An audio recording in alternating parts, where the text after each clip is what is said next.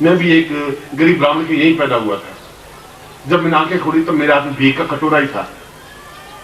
पिता ने जब भी मैं 5 साल का हुआ तो उन्होंने कहा कि ये भिक्षा पात्र है, गांव में घूमना है और भिक्षा प्राप्त करनी है, ब्राह्मणों का धर्म है भिक्षा प्राप्त करना। और भिक्षा मैंने मांगी। वो कह रहा कि ब्राह्मण को भिक्षा से कोई एकदम शर्मानी भी नहीं चाहिए। मगर 2-4 दिन बाद मैंने सोचा कि ये मेरा धर्म है ही नहीं, मैं ऐसा नहीं कर पाऊंगा। मेरे पिताजी के साथ कहते मैं भीख नहीं मांग पाऊंगा, भूखा तो मर सकूंगा, मेरे जीवन का हेतु सोपान ये है नहीं।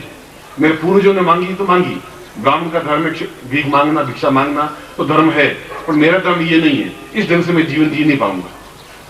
वह मेरा एक विद्रोही स्वभाव था, मुझे स्वभाव आज तक है, वो एक अलग बात है। मगर उस जगह से शुरू किया। और जब पहली बार उसमें साइकिल 15 रुपए में मिलती थी और मैंने पूरे नौकरी लगने के बाद साल भर के बाद एक सेकंड हैंड साइकिल भी खरीद नहीं पाया। नई साइकिल तो बहुत अलग बात है। 8 रुपए में सेकंड हैंड साइकिल मिल रही थी और मैं नौकरी कर रहा था, उसमें तनख्वाह मिलती थी मुझे 15 रुपए और मैं साइकिल नहीं खरीद पाया। और एक मिलिट्री का एक आदमी था, उसका ट्रांसफर हो गई तो उसने कहा कि मैं साइकिल बेच रहा हूं 8 रुपए में, आप ले लें। और मैंने चारों तरफ हाथ पैर दौड़ाया तो 8 रुपए भी मेरे पास थे नहीं। और जो मकान मालिक था उसने मना कर दिया कि मैं आपको 8 रुपए उधार दे नहीं सकता, आप देंगे कहां से। उसमें 1 रुपए की वैल्यू थी, 2 रुपए की बहुत बड़ी वैल्यू थी। उनके पिताजी थे वो सीधे साधे थे, जोधपुर के थे। उनका कि मैं मास्टर आपको 8 रुपए देता हूं, आप साइकिल खरीद लें। और तुम शायद विश्वास नहीं करोगे कि सेकंड हैंड जिसने साइकिल खरीदी उस दिन मैं 100 किलोमीटर ये घूमता आया है, इतना जैसे कोई हवाई जहाज मिल गई मुझे। बहुत तेजी के साथ घूमा मेरे पास 100 मील का चक्कर लगाया साइकिल पे बैठ करके कि आज मेरे पास साइकिल। अब अगर सैलो गाड़ी भी और टाटा गाड़ी हो तो कोई इच्छा ही नहीं होती उसमें बैठने, ठीक है तो है, नहीं है तो है। हवाई जहाज में यात्रा कर चुके तो ठीक, बैठ गए नहीं बैठ गए। मगर जीवन वहां से शुरू हुआ।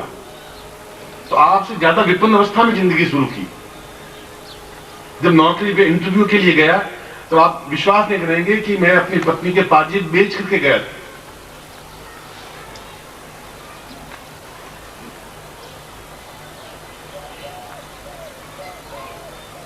और पत्नी को, स्त्री को बहुत मोह होता है अपने गहनों से। वो सबको दे सकती है, वो गहने नहीं दे पाती। और मेरे पास उसमें 5 आने का मतलब हुआ करीब 35 पैसे। 35 पैसे मेरे पास थे नहीं और कोई उधार देने वाला नहीं था 35 पैसे। और यहां से जालोर का किराया 35 पैसे था।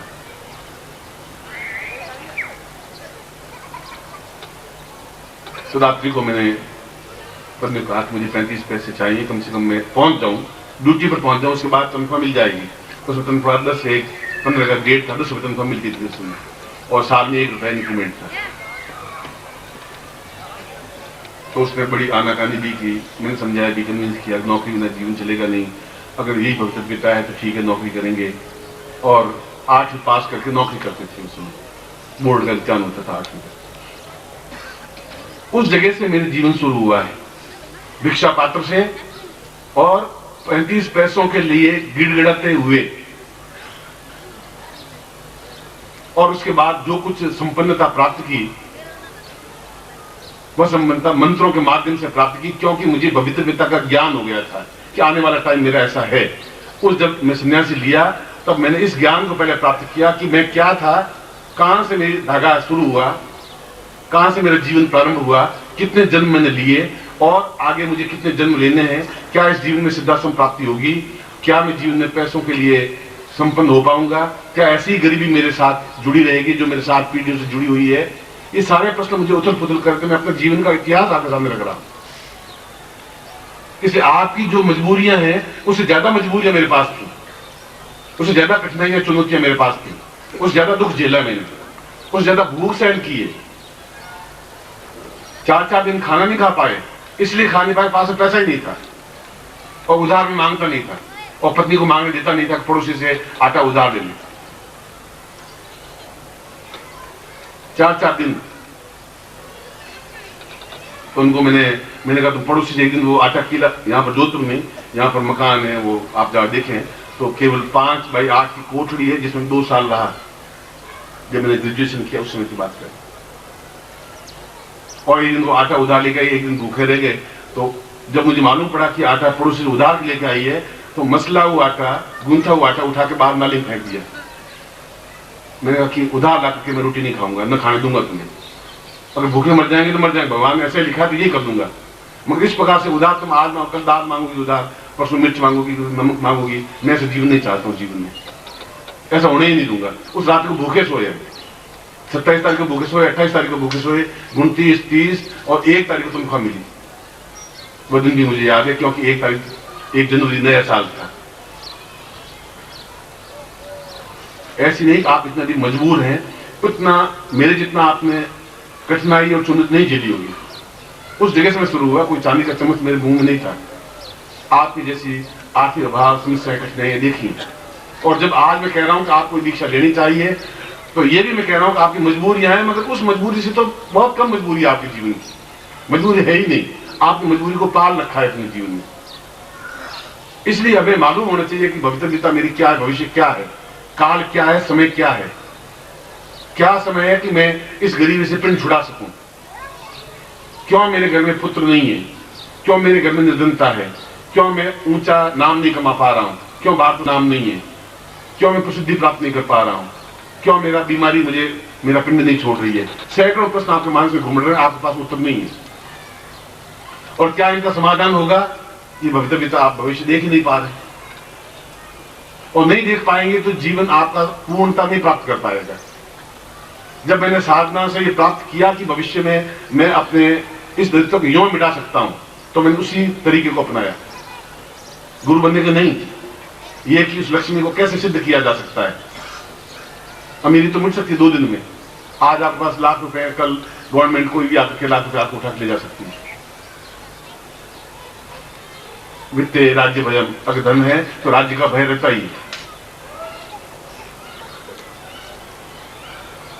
इसलिए यह काल का ज्ञान होना पूर्णता के लिए, यदि सम्मोहन बहुत अधिक आवश्यक है, यदि आपकी पर्सनैलिटी नहीं है तो आपका जीवन नहीं है। बोलने की क्षमता नहीं है, विद्वानों में आप शोभित नहीं हो सकते, समाज में आपका कोई नाम नहीं हो सकता। आपसे समाज के दूसरे संबंधित व्यक्ति होंगे, वो अध्यक्ष होंगे, उपाध्यक्ष होंगे, वो मंत्री, महामंत्री होंगे। आप अपने आप में सामान्य लेवल से रह पाएंगे, और वह लेवल जीवन का कोई आनंद युक्त जीवन नहीं है। यदि यही आनंद है तो आपके आनंद की परिभाषा गलत है। हम बिल्कुल एक छोटे से छोटे कण के रूप में जन्म लेकर के बहुत महान से महान स्तर पर पहुंचना चाहते हैं। ये जीवन हमारा होना चाहिए, ये मेरे शिष्यों का जीवन होना चाहिए, ऐसे मेरे जीवन।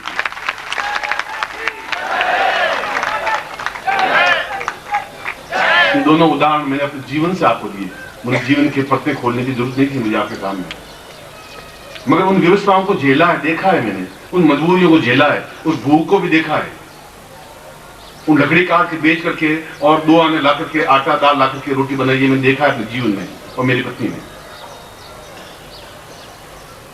और उसके बाद भी विद्रोही स्वभाव रहा है, उसके बाद समझौता नहीं किया जिंदगी से। मैंने कहा मैं भविष्य को आंक लूंगा, देख लूंगा, और जहां भी गड़बड़ियां होंगी उसको दूर करूंगा। और जहां जहां भी भविष्य में मेरी तकलीफें थी उनको मैंने पहले ही मंत्रों से दूर किया कि ये गड़बड़ आएगी तो उसको मैं ऐसे दूर पहले ही कर लेता हूं, ये समस्या आएगी इसका पहले ही समाधान कर लेता हूं, क्योंकि मेरे पास समय बहुत कम है। और उस समय को लेकर के मैं उस लेवल तक पहुंचना चाहता हूं जहां सिद्धाश्रम है, जहां संपन्नता है, जहां सुख है, जहां प्रसिद्धि है, जहां नाम है, जहां कीर्ति है, जहां यश है, जहां सब कुछ है। उस जगह मुझे पहुंचना ही है। पहुंचना ही है तो जो बीच विसंगतियां उनको मुझे दूर कर देना है। और आपके जीवन में भी विसंगतियां हैं, धन की विसंगति है, शरीर की विसंगति है, स्वास्थ्य की विसंगति है, ये कमियां जीवन में है और आपके पास कोई समाधान नहीं है। समाधान इसलिए नहीं, भविष्य को आप देख नहीं पा रहे, नहीं देख पा रहे हैं आप। और गुरु आपको कितना बता पाएगा, क्योंकि आपके गुरु का मिलन इस युग में संभव नहीं है ज्यादा मिलना। 2 दिन मिले आप मुझे, और 2 दिनों में आपको एक क्षण भी सांस नहीं लेने दिया। बराबर देता रहा, कोशिश ये करता रहा मिल जाए इनको। और पहले ऐसा नहीं होता था, मस्ती में गुरु रहते थे, 4-5 दिन बाद कोई बात याद आई, 10 दिन बाद याद आई, एक मंत्र दे दिया उनको, तुम 4 महीने याद करो, क्योंकि मालूम था 25 साल तक मेरे पास रहेगा ये। अब उस समय में परिवर्तन आ गया, इसलिए दिन भर में जितना को देना है दे देना है, और उनमें भाग्य है तो ले लेना है उनको। यदि भाग्य ही उनका खोटा है, सिक्का ही खोटा है, तो बाजार में देकर के भी आएंगे तो 15 मिनट बाद उसको नौकर आके सिक्का वापस दे के जाएगा कि ये सिक्का ही आपका खोटा था जो आप दे गए। ये तो उनके जीवन की न्यूनता, सिक्के की न्यूनता हुई। इसलिए जहां पूर्णमदः पूर्णमिदं कहते हैं, जहां मुझे ज्ञान है कि ये ग्रहण काल है, जहां मुझे ज्ञान है कि इस समय का मुझे अपने जीवन में उपयोग करना है, क्योंकि मैं उस जगह से शुरू हुआ हूं जहां बिल्कुल माइनस पॉइंट था, धरती नहीं थी, जहां गरीबी के अलावा मेरे साथ पीढ़ियों देखा ही नहीं। एक एक पैसे के लिए तरसते ही रहे वो, क्योंकि उनको वो काल ज्ञान था ही नहीं। विश्व को ज्ञान नहीं था मेरे घर में रावण पैदा हो जाएगा। हिरण्यकश्यप को ज्ञान नहीं था मेरे जैसा एक भक्त जैसा प्रहलाद जैसा पैदा हो जाएगा। राक्षस के घर में प्रहलाद जैसा पैदा हो गया, क्योंकि उनको इस बात का ज्ञान गुरु मिले नहीं, उनको मिले नहीं समझा सके। और पिता से गुरु नहीं बन सकते, और वो मुंह बस हो जाता है। और गुरु वो होता है जो ठोकर मार के समझाए, उसको गुरु कहते हैं। लाड़ प्यार नहीं करे शिष्य से, पुचकारे नहीं, वो उनको फटकारे, थप्पड़ मारे, मगर उसको तैयार करे, अपने सदस्य अपने समान बनने की क्रिया करे, उसको गुरु कहते हैं। वो शिष्य कहलाता है जो उनके समान बने। आज दिन भर मैंने यही किया और किया भी किया, और मुझे जरूरत भी क्या थी इतना करने की। इस उम्र में आकर के मुझे क्या जरूरत थी कि मैं दिन भर आपके पीछे दौड़ता फिरूं, या आप सोचे ऐसा मैं क्यों करूं? क्या लाभ मुझे, क्या है इससे? क्या मेरे जीवन का हेतु है? पत्नी वहां है, मैं यहाँ बैठा हूँ आपके बीच में, होली के दिन है, लोग मिलने आ रहे हैं, मेरे परिवार वाले मिलने आ रहे हैं, उनसे मिल नहीं पा रहा हूँ, और मैं आपको बार बार दौड़ के आ रहा हूँ। ये क्या है? रीजन क्या है? कारण क्या है? क्या कोई स्वार्थ है? क्या कोई आपसे कुछ लेना है मुझे? इसके पीछे कारण ये है कि एक रास्ता पकड़ा है मैंने, मुझे गुरु ने एक रास्ता दिया है, तुम्हें ये काम करना है। और मैंने कहा था कि आप मुझे उस भट्टी में झोंक रहे हैं जहां आग और तेज आग के अलावा कुछ नहीं है, आलोचना है, गालियां हैं, जहर है। उनका भगवान शिव ने भी जहर ही तो किया था। और तुम अगर 2 लोटे जहर पी भी लोगे तो क्या प्रलय हो जाएगा। और तुम्हें पीना है, तुम्हें जाना है। और उसके बाद में अमृत तो मिला कि नहीं मिला मैं नहीं कह सकता, मगर जहर के अलावा कुछ मिला ही नहीं चारों तरफ से। और मुझे उसमें भी संतोष है, क्योंकि एक गुरु का कार्य मुझे करना है।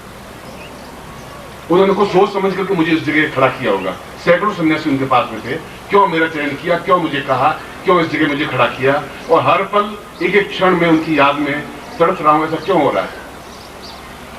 खुद जाता हूं, 5 मिनट मिलना होता है, और 5 मिनट कोई प्यास ही नहीं बुझती, ढंग से देख नहीं पाता उनको।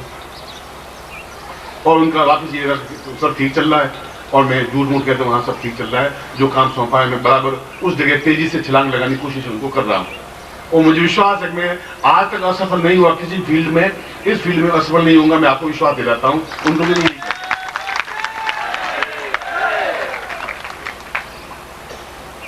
आपको अटपटा लगे ये आपकी मर्जी है, आपको समझ में आवे ये आपकी मर्जी, नहीं समझ में आवे आपकी मर्जी। मगर पूर्णता की स्थिति है कि हम अपने पूरे जीवन को भी देखें, अपने ही नहीं अगले जीवन को भी देखें, और अगले जीवन में कहां कहां कांटे बिछे हुए हैं हमारे, उनको हम दूर कैसे करें। कौन शत्रु बनेगा, कौन धोखेबाज बनेगा, कौन विश्वासघाती बनेगा, मेरे बेटे का भविष्य आगे क्या है, मेरी पत्नी का भविष्य क्या है, मेरे मित्र का भविष्य क्या है, मेरे परिवार का भविष्य क्या है, मेरी संपन्नता का भविष्य क्या है, ये सब कुछ आपको आगे अंतिम क्षण तक दिखाई दे जाए। और जो गुरुजी कह रहे हैं सिद्धाश्रम, क्या आप पहुंच पाऊंगा नहीं पहुंच पाऊंगा, आप खुद अपनी आंखों से देख ले, उसको काल ज्ञान कहते हैं। समय को पकड़ने की स्थिति, और समय पकड़ में आता नहीं, क्योंकि समय के बारे में शंकराचार्य ने कहा कि समय एक ऐसी चीज है जो बहुत बलिष्ठ व्यक्तित्व है, और जिसके आधा सिर आगे से बिल्कुल बाल है ही नहीं, और पीछे के बाल हैं नहीं, आगे बहुत लंबे चौड़े बाल हैं, पीछे बाल है ही नहीं। अगर आते ही आपने उसको पहचान लिया, पकड़ लिया, तो काल आपके कंट्रोल में आ जाएगा। जो ही आपके पास में सरका तो पीछे आप हाथ मारोगे भी तो बाल आपके हाथ में नहीं आ पाएंगे।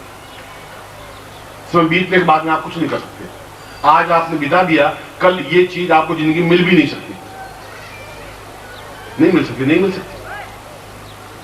ये आपकी भवितव्यता है, ये मेरी न्यूनता है, ये मेरे जीवन की कमी है कि मेरे शिष्य को वो चीज नहीं मिल पा रही है। मैं देने को तैयार हूं, वो नहीं ले पा रहे हैं, नहीं ले पा रहे हैं। इसके बीच में कई 100 कारण हो सकते हैं, उन कारणों की खोज में नहीं जाना चाहता, मगर जो भी कारण है उसको मैंने अपने उदाहरण से आपके सामने स्पष्ट कर दिया है। मगर आपका अगर विद्रोही स्वभाव होगा तो आप काल को पकड़ पाएंगे। ओम परम तत्वाय नारायणाय गुरुभ्यो नमः।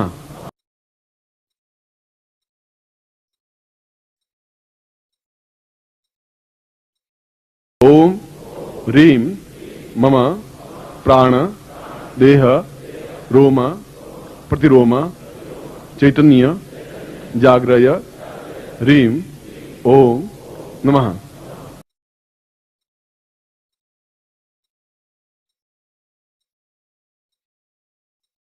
ओम भूर्भुवः स्वः तत्सवितुर्वरेण्यं भर्गो देवस्य धीमहि धियो यो नः प्रचोदयात्।